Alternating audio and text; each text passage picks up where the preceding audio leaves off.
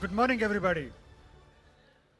A very warm welcome to this Denim and Jeans show, Vietnam. I'm really delighted to see the number of people turning out to the exhibition. All thanks to Mr. Sandeep for organizing such a wonderful event. And it's really great that Denim, at this time when the textile world is looking for some new innovations, is ready for the innovations and everybody is showing their own new innovations. I would like to take you back to the history of denim, from where the denim interest started. If you see from the details, the denim was first initiated in 18th century. Before that, there were several products that were made, but not called as denim. And denim, which is a thick fabric, beautiful fabric, wearable fabric, adorable fabric, and a comfortable fabric, which was liked by everybody, so it became denim. And the day denim was born, it was born as blue denim. Blue that was coming from indigo. Indigo that is originally a plant-based indigo, because before 1856 there was no invention of any chemical color. World was knowing only natural colors. Indigo is the most ancient dyestuffs known to the humankind. Indigo is coming from a plant origin, and God has gifted many features to this particular plant, which is known as indigo. There are three major species of indigo which are popular all over the world. One is polygrammic indigo, which is from Japan. Second is Evatis tinctoria, which is from Iran, Turkey, and all these areas, Persia area. And third, and the most strongest indigo is Indigo tinctoria, which comes from India.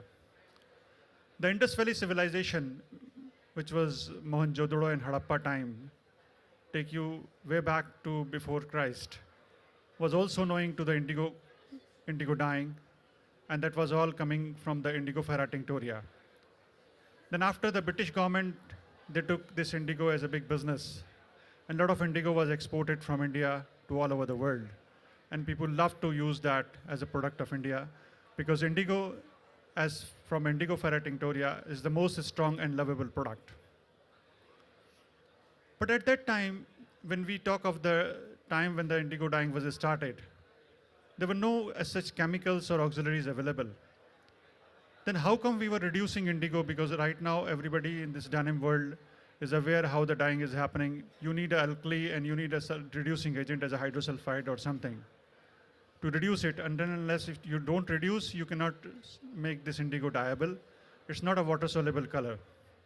It only converts itself into glucose form. And how come people were dying in the ancient time?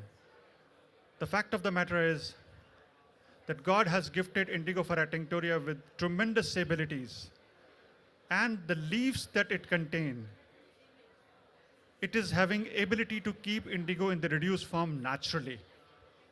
You don't need a hydrosulfide for that. And the ancient wets, which are still available all over the world in the countries which has old traditions of dyeing, like Japan, Korea, China, Turkey, India, Pakistan, and also Persia. Many such countries which are having the history of dyeing various fibers with indigo has long, very, very old wets. And what are those wets? They're underground water storage tanks which are filled with indigo leaves. And those leaves, when you take that leaf off, when you plug it off, it contains indigo in the form of indican. Indican is naturally reduced into the green leaves. The chlorophyll available in the leaves are protecting that indican from converting into indigo tin. And as long as it is indican, it is reduced form. And that indican, once you put it into water and the leaves get fermented, comes into water in a reduced form, naturally, without adding any chemical, any caustic, or any hydrosulfide. And that naturally occurring product then is used to dye any fiber you want, cotton, silk, wool, etc., etc. But then the ancient technology of this reduction was lost. As the innovation started happening, the world came up with the synthetic indigo. And synthetic indigo ruled off all these natural indigos, and it continued, and it is still the market leaders. We as AMA Herbal got into the industry of natural indigo in 1996. And we decided to focus on the product which is only natural and sustainable. Because by the time in 1996, the people had started talking about the disturbances to the environment from the synthetic products. When we started, we were focusing on the natural indigo largely, but we were not knowing that the natural indigo that we are making will also be requiring certain chemicals to reduce it. At the same time, it will be having several other challenges like how to do the cultivation of that much of a plant, how to make it available and how to scale it up. But then when we got into it and the kind of a response we received, we started scaling up. And you will be happy to learn when we got into this business, indigo cultivation was happening only on 100 acres of land in India. Now it's about 15,000 acres. And 15,000 acres, meaning 1 acre is giving employment to 2 people. So about 30,000 people is getting indirect employment from this indigo industry, which is wonderful.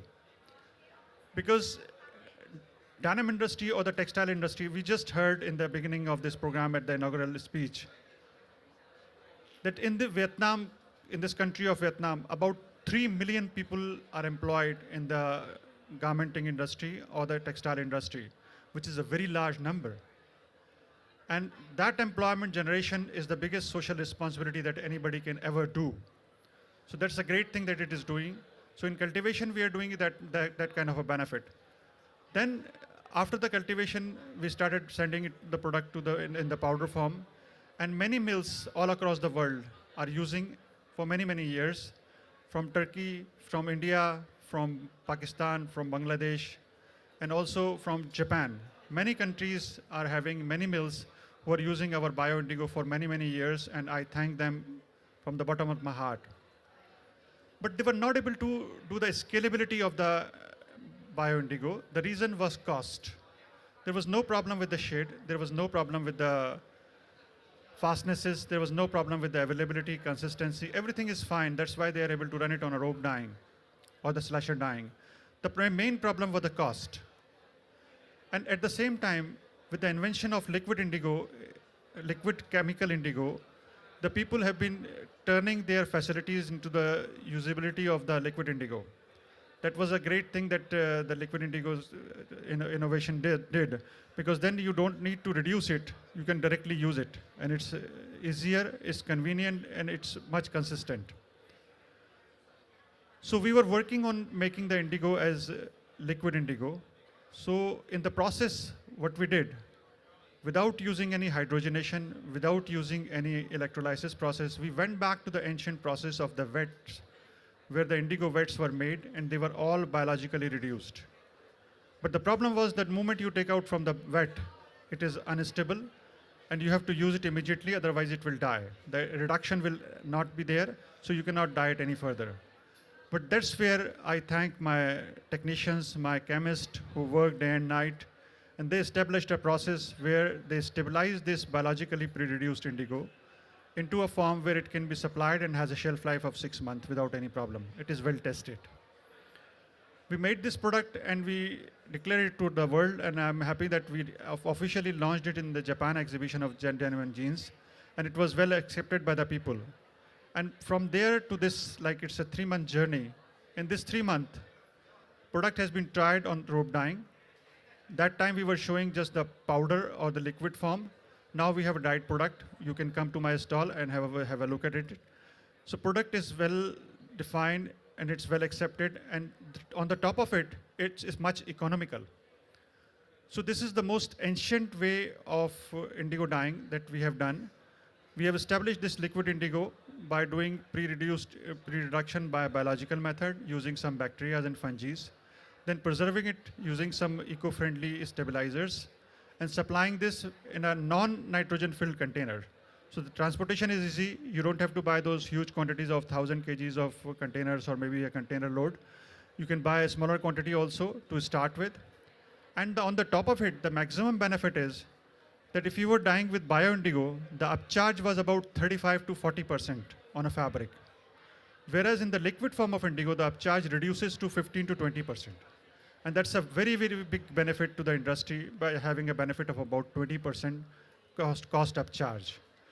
The reason why product could not get a scale up earlier when the mills, so many mills were using, was mainly because of the cost. There was no problem with the performance. Now with this option, we have a capacity, we have a capability, and we have a scalability that we can supply to the industry and they can scale up. I totally understand that there cannot be and there will not be a replacement of synthetic indigo at all.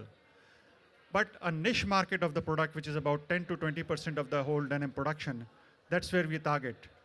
And those people will be happy to give about 15 to 20% extra with this pre-reduced liquid indigo. And I see a huge opportunity into it, and the kind of a response that I'm getting is tremendous. Many mills, I don't want to name from here, have already done the trials, and we have orders in hand, which we are supplying to people. And I'm sure in the upcoming Kingpin, which is in New York in July, many people will see the product from various mills. So that is kind of a product and the acceptability that we are seeing from the market. So I encourage you to use this, and it's not only just in dyeing. The product also has the ability to print. Even in the denim, you can do a coating with a blotch. You can do a denim coating that will be absolutely a waterless dyeing. At the same time, on a non-denim product, you can also print with this. And you can come to the stall, we can show you beautiful prints and exhibiting good fastness ratings and a very convenient prints that we achieve from this indigo. So in all, a product which is performing, is scalable, and it's much economical than any indigo that you would have been buying in the past. So I encourage you to come to our stall, understand the product, and use it. So with this particular platform, I'm happy to share with you, this is world's first biochemically pre-reduced indigo, which AMA is presenting to the world. And of course, the patent is in process. We shall be getting it very soon. So this is a beautiful product, a wonderful product, and most natural product that you can ever have. Thank you so much. Thank you once again.